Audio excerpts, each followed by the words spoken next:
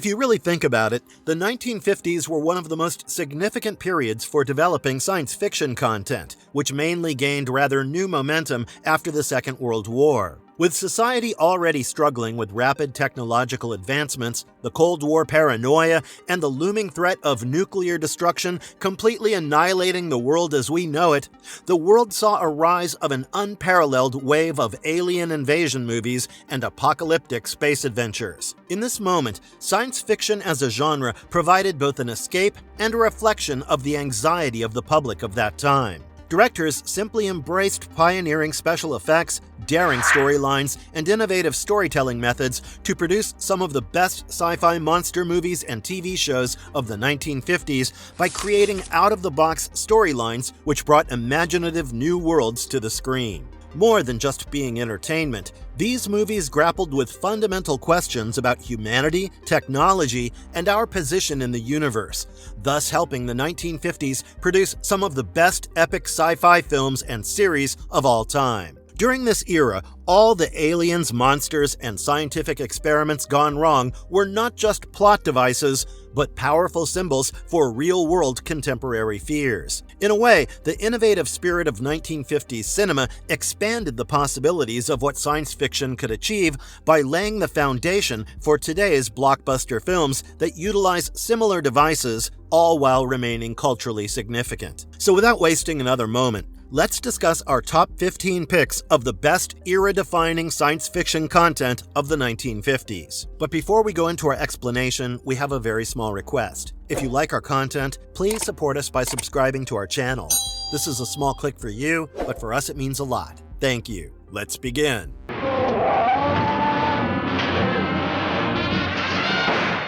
The Thing from Another World, 1951. Often referred to as just The Thing, this film shouldn't be confused with the 1982 remake, which has often made an appearance in most of our best 80s sci-fi movie picks. The Thing from Another World is the original movie adaptation of the novella Who Goes There, and these days it's praised for the blueprint it laid out for the ever more famous remake from director John Carpenter. But it is this film that famously marks the beginning of alien invasion movies as we've come to know and love them. Set in the remote, icy terrain of an Arctic research station, The Thing from Another World follows a group of scientists and military personnel of the U.S. Air Forces who cross paths with a crashed UFO and discover a frozen alien life form. Taking the body back to the nearby outpost, the horror truly unfolds as what they thought was in the ice turns out to be a living nightmare. The film combines elements of suspense, horror, and science fiction as the crew fights for survival against the relentless alien threat. It really is epic in its scope and excels with the simplicity yet sheer terror that it pulls off.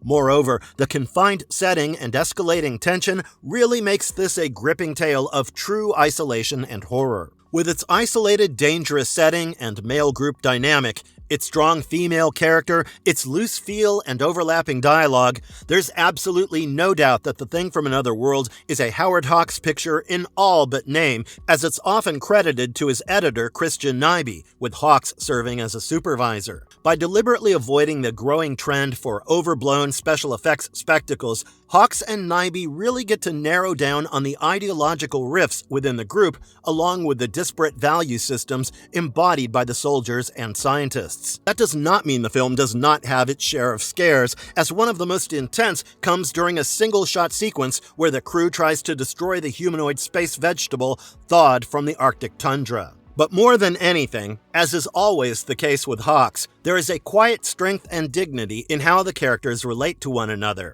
And then there's the unforgettable final line, which was meant as a warning in the story, but ended up becoming a rallying cry for generations of sci-fi fans and filmmakers asking us to watch the skies.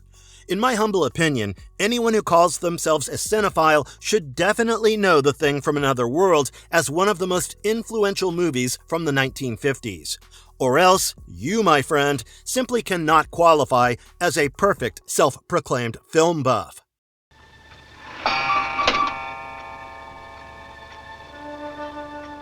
Invasion of the Body Snatchers, 1956. This 1956 film is set in a small California town and follows Dr. Miles Bennell as he discovers how emotionless alien duplicates are replacing people. We basically see C-pods from outer space, replacing the real townspeople as they sleep with alien simulacra. But Body Snatchers is more plausible as a subtle metaphor for 50s alienation, conformity, and political hysteria. The pods could have been a metaphor for the Russians or right wing, but either way, it was scary to anticipate the possibility that the people you love can cease to be themselves because they can simply no longer love. This paranoia-inducing thriller really taps into loss of individuality and resonated deeply with the people of that era, especially during the 1950s Red Scare rooted from a deep fear of communism. The story consistently builds into a tense, gripping exploration of identity and control by drawing you in the root of a world where absolutely no one can be trusted,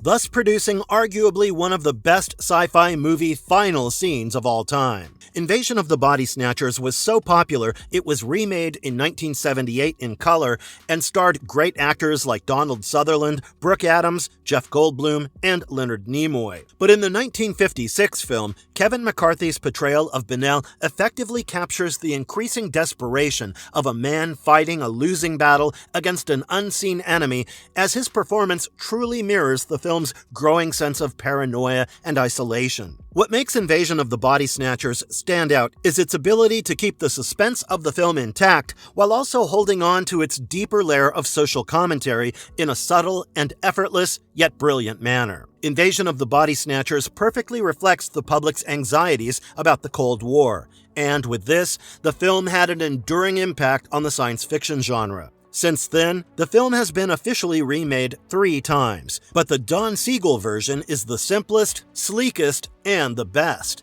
It's also the only movie that made 50s kids go to bed with a light on, or maybe they didn't need a nightlight because they were too afraid to fall asleep and wake up as pods. What's going on out there? Sounds crazy, sir, but the AR-76 just took off.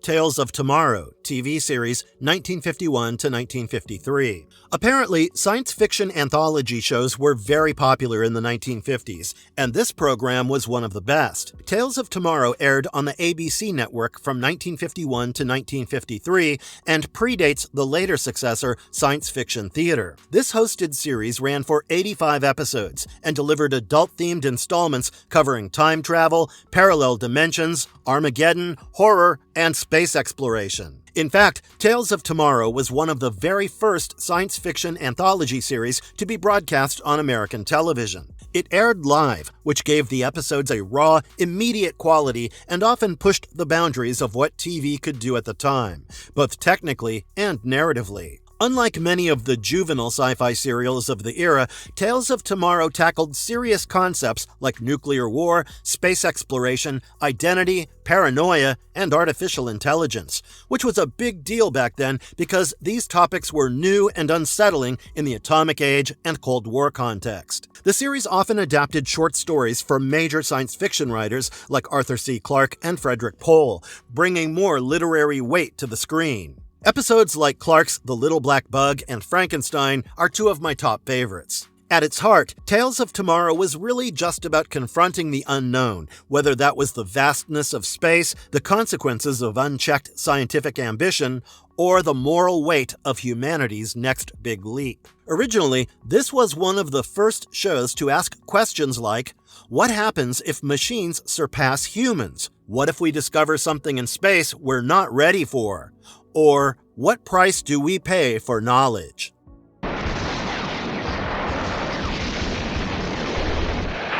The War of the Worlds, 1953. You may be inclined to think primarily of the 2005 Steven Spielberg adaptation starring Tom Cruise, and we wouldn't blame you. But before that, The War of the Worlds found its first lease of life on the big screen in 1953. Adapted from the timeless H.G. Wells novel, The War of the Worlds depicts humanity's struggle for survival as Martian war machines invade Earth. Moving the plot from Victorian-era England to California was its first foray away from the book, and many more followed. But the premise remained the same, where an alien invasion of epic proportions threatened human existence and the world went to war.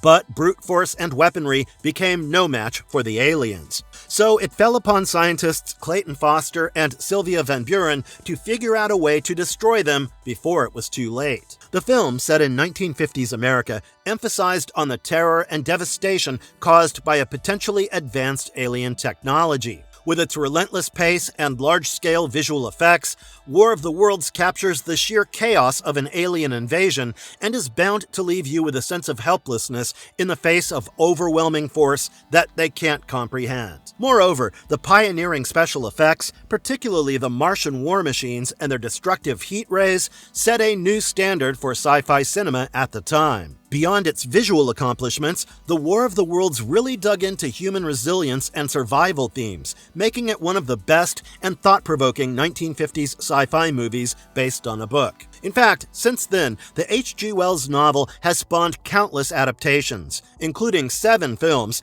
and the most infamous 1938 radio broadcast directed by Orson Welles, which incited widespread panic as many listeners thought the events they heard through the radio were actually a genuine news story. But this particular film, though, rightly earned itself a place in history with both an Academy Award for its visual effects and a place in the National Film Registry after being deemed culturally, historically, and aesthetically significant. So, if you're not intrigued now by this sci-fi movie, we're not sure what else we can do.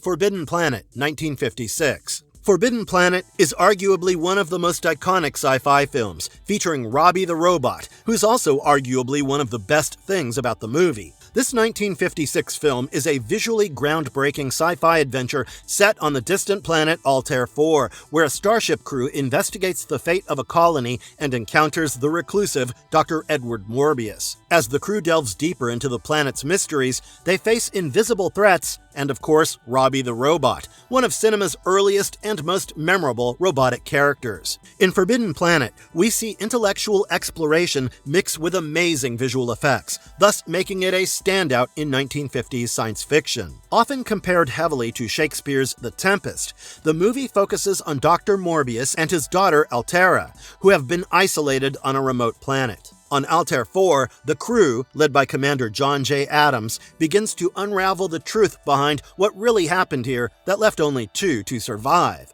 Walter Pidgeon's portrayal of Dr. Morbius really brings a sense of intellectual arrogance and hidden vulnerability as his character's experiments unravel with dire consequences. Moreover, the film's special effects, from the alien landscapes to Robbie's mechanical movements, were, once again, revolutionary for the time and continue to remain visually impressive. Forbidden Planet also sets itself apart by addressing deeper philosophical themes about knowledge, power, and the dangers of hubris. The movie is such an immersive experience that the effects team that worked on Forbidden Planet was actually nominated for the Academy Award for Best Visual Effects at the 29th Annual Academy Awards. No! Creature from the Black Lagoon, 1954. This film is considered one of the most iconic sci-fi and monster movies of the 1950s for several reasons. The story follows a group of scientists who travel deep into the Amazon jungle after discovering a mysterious fossilized hand with webbed fingers with the goal to find more evidence of this unknown species. Unfortunately, they discover a living prehistoric creature known as the Gill Man, who became both a threat and an object of fascination, especially when it fixates on the expedition's only woman, Kay Lawrence, played by Julie Adams. As the group tries to capture or kill the creature, the expedition turns into a deadly fight for survival, with the Gill Man defending its territory and sort of becoming a tragic figure in the process. Honestly, the Gill Man was unlike any other creature on screen at the time, because this was a humanoid amphibian with gills, scales, and claws. The costume was groundbreaking for the era and remains one of the most memorable monster designs in film history. The film also featured beautiful underwater sequences, which were very innovative back then, especially scenes of the creature swimming silently below the female lead and mimicking her movements, that are still praised for their haunting elegance. To put a cherry on top, Creature from the Black Lagoon was originally released in 3D during the first big 3D boom of the 1950s, which helped draw crowds and made it a visually immersive experience for the people of that era. And like much of the science fiction fiction content from that time, this one also tapped into contemporary anxieties. But this time, it was about science, evolution, and the unknown lurking in nature. The Gill Man represented something primitive and powerful that humanity couldn't quite understand or control. In fact, the film is often seen as the last of the great Universal monster movies after Dracula, Frankenstein, the Wolfman, etc., and the Gill Man became the last of the classic creatures in the studio's legendary horror lineup. Let go of him, Cadet. I'll blast your buddy. No, you won't. Tom Corbett's Space Cadet TV series, 1950 to 1955. Another standout from the golden age of early television sci-fi, Tom Corbett's Space Cadet aired on NBC from 1950 to 1955 and quickly became a favorite among young audiences dreaming of the stars. Set in the 24th century, the show followed the adventures of three young cadets: Tom Corbett, the idealistic leader, Roger Manning, the quick-witted tech expert, and Astro, a strong but loyal Venusian, as they trained to join the elite Solar Guards. All aboard their training ship, the Polaris, the trio explored the solar system, responding to distress signals, chasing down smugglers, clashing with space pirates, and uncovering cosmic mysteries. Their stories combined action and suspense with strong moral themes like teamwork, loyalty, and a belief in science and duty, all of which gave the series more emotional depth than its simple sets might suggest. Loosely inspired by Robert Heinlein's 1948 novel Space Cadet, the show was a trailblazer in more ways than one, as it wasn't just a TV show, it was one of the earliest true multimedia franchises. Tom Corbett even expanded into radio dramas, comic books, novels, newspaper strips, children's records, and a wave of branded toys and merchandise. That kind of cross-platform success was almost unheard of at the time and definitely helped set a template for future science fiction properties. Behind the scenes, the show also made smart use of its modest budget, with creative effects and miniature models that helped bring the future to life. With some input from real science advisors, it even managed to weave in semi-plausible space science that inspired many young fans of that era to take an interest in astronomy and engineering. Though it eventually faded from the spotlight as television evolved, Tom Corbett's Space Cadet left a lasting legacy. Its mix of adventure, idealism, and early space-age wonder paved the way for shows like Lost in Space, and for a whole generation of kids, it wasn't just entertainment, but rather a glimpse of the future they hoped to live in. The Day the Earth Stood Still, 1951. At first glance, Robert Wise's The Day the Earth Stood Still might seem like a straightforward plea for peace, which is something you'd expect from a well-meaning movie dripping in idealism. It's the kind of sentiment that would later echo in pop culture moments like Michael Jackson shedding tears over a broken world. But when you dig a little deeper, the film's message gets much more complicated. This renowned science fiction movie features an extraterrestrial named Klaatu who comes to Earth accompanied by a powerful robot named Gort. Michael Rennie plays Klaatu, the alien who arrives on Earth looking like a Christ figure with his alias literally being Mr. Carpenter. He also brings a warning wrapped in the language of peace, but it definitely comes with a clear, hard edge. His robot enforcer, Gort, stands as a silent but deadly reminder that the offer of peace isn't unconditional. Sure, fight among yourselves if you must, but if you threaten the wider universe, there will be consequences. The duo's purpose is basically to caution humanity against the backdrop of Cold War tensions, and Klaatu strives to unite the world and avert potential conflicts beyond our planet. His objective is straightforward. Humans tend towards violence and creating nuclear weapons, and this aggression must cease, or else Earth will face destruction. This film is a fascinating mix of Christian values and Cold War paranoia, presented with a kind of moral sternness that feels more like tough love than universal forgiveness. You can almost imagine someone like George W. Bush appreciating the film's warning without quite grasping the nuance that true peace can't come at the barrel of a gun, or in this case, a laser-eyed robot. The Day the Earth Stood Still skillfully combines tension with deep moral lessons, reflecting worldwide concerns about nuclear capabilities and the imminent danger of potential war. Moreover, Michael Rennie's depiction of Klaatu is enthralling, presenting a composed yet authoritative demeanor. His subtle acting emphasizes the character's otherworldly nature, interestingly contrasting the alien's peaceful intentions and Earth's anxious reaction. The special effects, particularly Gort's sleek, minimal design, were groundbreaking for that era and gave the film a sense of realism which was not seen in many films before.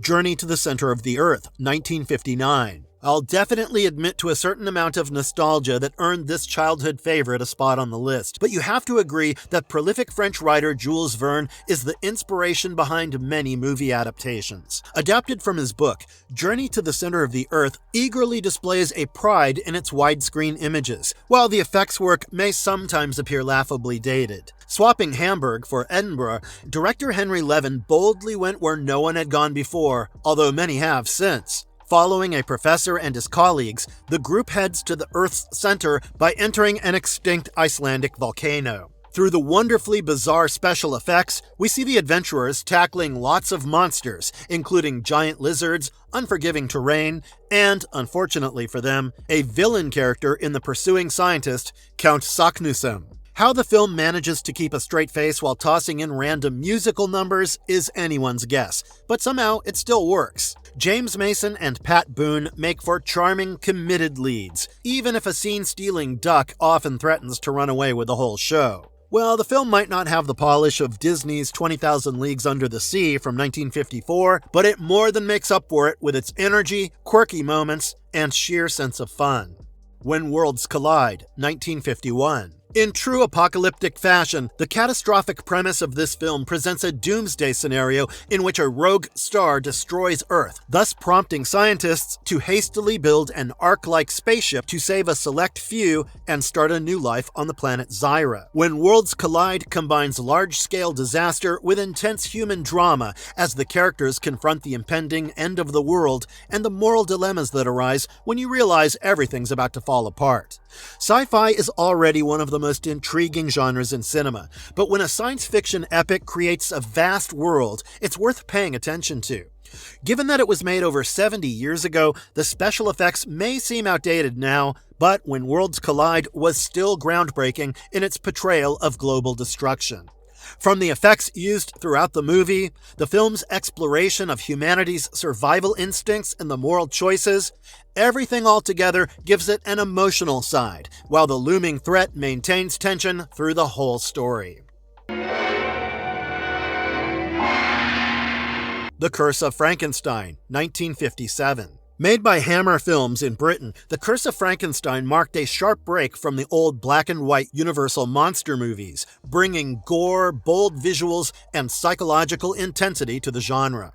The film starred Peter Cushing as Baron Victor Frankenstein and Christopher Lee as the Creature, which became an iconic duo that would go on to dominate horror for decades. Unlike previous versions, this take leaned into Frankenstein's ambition and moral decay, making him less of a tragic man and more of a dangerously obsessed anti-hero. The plot of the film follows Baron Frankenstein as he becomes increasingly consumed by his desire to reanimate the dead. In his quest to create life, he builds a creature from stolen body parts, but then the experiment quickly spirals out of control, and the result is a monster who is both terrifying and tragic. What made The Curse of Frankenstein so iconic was its boldness, graphic violence, rich color cinematography, and a new kind of horror that felt more modern, more dangerous. It was also Hammer's breakout hit before they kicked off a hugely influential series of gothic horror films that reimagined classic monsters for a new generation.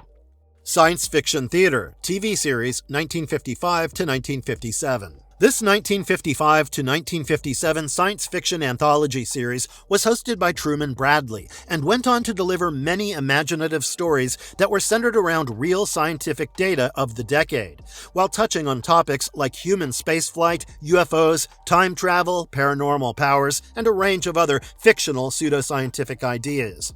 Many of these episodes expanded upon subjects written about in Scientific American magazine. In a way, science fiction theater is considered to be an early adopter of the format, which was later used for The Twilight Zone and Outer Limits. Star Trek's DeForest Kelley even appeared in 3 episodes of the show. TV series' 78 syndicated chapters still remain favorites of sci-fi buffs and fans of early visionary programs. Well, that's up to you.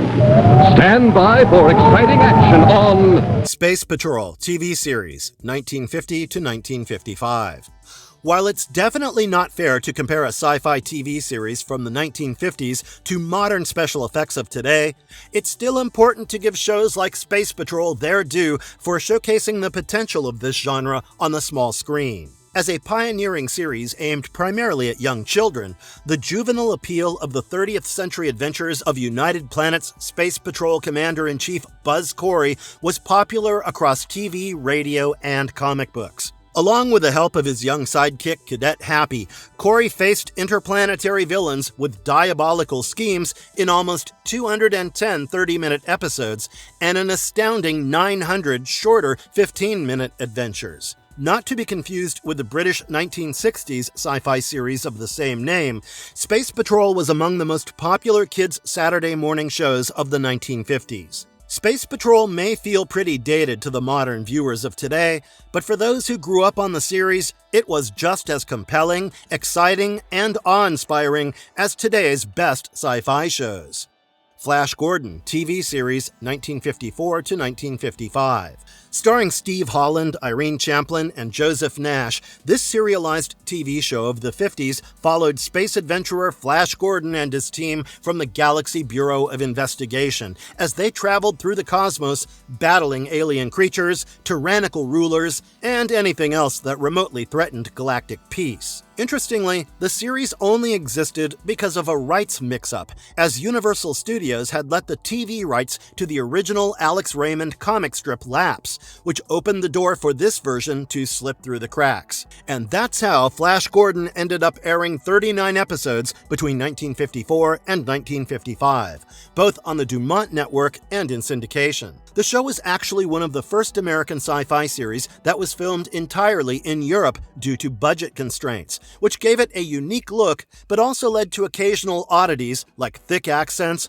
awkward dubbing, and minimalist sets. Plus, being shot in post-war Europe during the Cold War, the show unintentionally picked up a cold, bleak tone with its black and white cinematography and distant locations, giving it a weirdly fitting space as frontier feeling. Though the special effects were rudimentary and the props often looked homemade, that became part of Flash Gordon's retro charm. The cardboard sets, the plastic ray guns, and the over-the-top performances only added to its cult appeal over time. Even if the show is not as polished as later sci-fi shows, this Flash Gordon series helped pave the way for serialized space adventures on TV, and even influenced the tone of other famous series like Doctor Who and Star Trek.